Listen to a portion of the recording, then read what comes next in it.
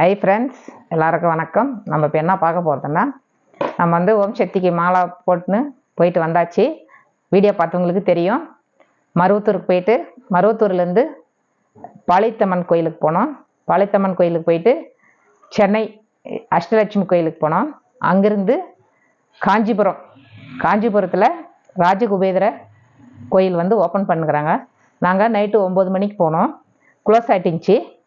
நாங்கள் ரொம்ப கஷ்டமாக க்ளோஸ் ஆச்சுன்னு போனோம். ஆனால் போய் வாஸ்படியாண்டனாச்சும் போய் பார்த்துட்டு வரலாம் அப்படின்ட்டு எல்லோரும் போனோம். ஆனால் வந்து அங்கே இருக்கிற குருஜி ஐயா வந்து கேமராவில் பார்த்துட்டு வந்து எங்களுக்கோசரம் ஓப்பன் பண்ணி உள்ளே விட்டாங்க. ரொம்ப சந்தோஷம் ஆச்சு. அங்கே குபேந்திர சாமி பார்த்த உடனே எனக்கு வந்து ரொம்ப டென்ஷனாக இருந்துச்சு. எல்லாம் சுற்றி போயிட்டு வந்தது டயர்டாக டென்ஷனாக ரொம்ப இருந்துச்சு. ஆனால் அது உள்ளே போன உடனே ஒரு சந்தோஷம், எல்லா சக்திங்களுக்குமே ரொம்ப சந்தோஷம் ஆயிடுச்சு. குருஜி ஐயா வந்து எங்ககிட்ட பேசுறது இன்னும் ரொம்ப சந்தோஷம் ஆச்சு. அங்கே வந்து ரொம்ப பவர் இருக்குது, ரொம்ப பவர்ஃபுல்லான குபேந்திர சாமி. நீங்கள் உங்களால் முடிஞ்சால் காஞ்சிபுரத்தில் மெயின் ரோட்லேயே இருக்குது, போய் பார்த்துட்டு வாங்க. பாருங்கள், இது கோயில் உள்ள குருஜி ஐயா சொன்னார், இது நம்ம வாங்கி போய் வீட்டில் வச்சோம்னா ரொம்ப நல்லது, நம்ம கடை பிரச்சனைலாம் தீரும்னு சொன்னார். அதனால் வந்து அங்கே கோயிலிருந்து கயிறு, பச்சை கயிறு பாருங்கள், இது வாங்கின்னு வந்தோம். இது வந்து குங்குமம், பச்சை கலரில் இருக்குது குங்குமம். இது பாருங்கள், குபேந்திர, அங்கே கோயில் உள்ள குபேந்திர சாமி பாருங்கள்,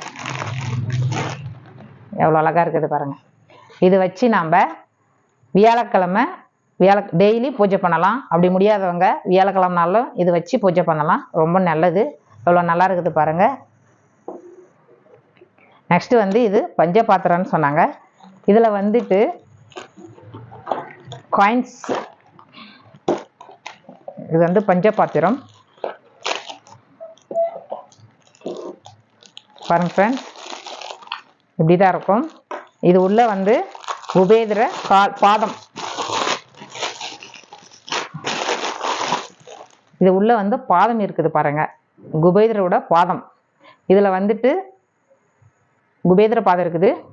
இது உள்ள வந்து நம்ம வெள்ளி காயின்ஸு, புஷ்பம், பூ, வாசனையாக இருக்கிற பூ எல்லாம் போட்டு நம்ம இதில் இப்படி வச்சுட்டு டெய்லி பூஜை பண்ண வந்தால் நம்மளுக்கு நல்லது நடக்கும்.